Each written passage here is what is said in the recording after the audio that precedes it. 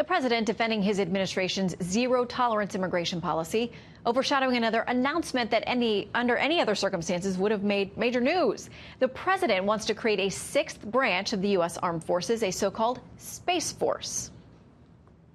If you would carry that assignment out, I would be very greatly honored also. Where's General Dunford? General? Got it? Well, it appears he still has a ways to go to sell the idea, even to some within his own administration. But it's turning out to be an important project for him, so we want to know more about why. Joining us now, Republican Congressman Doug Lamborn from Colorado, who sits on the House Armed Services Committee. He's from the Colorado Springs area, where so much space and missile defense work is done. Congressman, thanks for joining us. I'm glad to do so. Okay, so listen, there are folks out there talking about a potential space war looming. They say we're way behind when it comes to China and Russia. It's not a topic we hear a lot about. What do we need to know?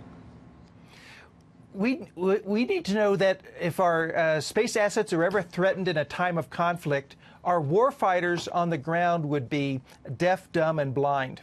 And we can't let that happen.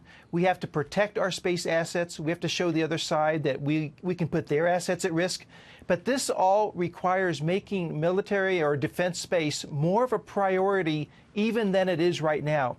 And that's what the president is after. And I think that that's very exciting and very timely and very necessary. Okay, so my understanding is that the Air Force handles about 80% of this right now. They, by some reports, were not really excited about this. And here's what the Secretary of Defense had to say.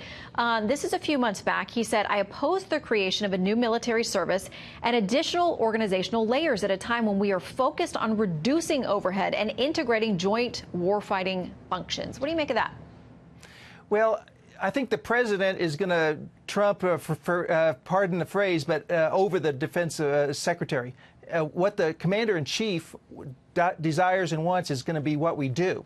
So I think that's what's going to ultimately happen. The House and the Senate are in slightly different positions. The House is a little more reform-minded. I think the Senate is a little more status quo-minded. But we have to do whatever the final version is. We have to make space more of a priority. And the Air Force is taking some good steps. They're doing some good things. They're doing a study right now, for instance. But we have to make sure that space is more of a priority. It won't create more bureaucracy necessarily.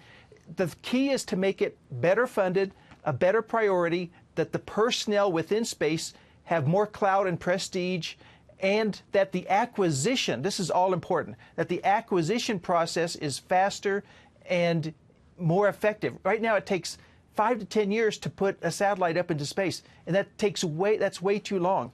Technology changes so fast. Okay, well, I know the Pentagon has been working on a number of studies to wrap up. One major one, independent review that was ordered by Congress, is not even supposed to be until December. So some folks wonder if the president is jumping the gun on this. Now, Senator Bill Nelson, a Democrat who happens to be a former astronaut himself, says the president told a U.S. general to create a new space force as sixth branch of military today, which generals tell me they don't want. Thankfully, the president can't do it without Congress, because now is not the time to rip the Air Force apart. Too many important missions at stake. Will Congress block this effort by the president? Well, Congress plays a vital role in defining the parameters and defining how the process is going to be done, and even some of what the final version will look like. But the commander-in-chief has the biggest voice of all. And I disagree with Senator Nelson.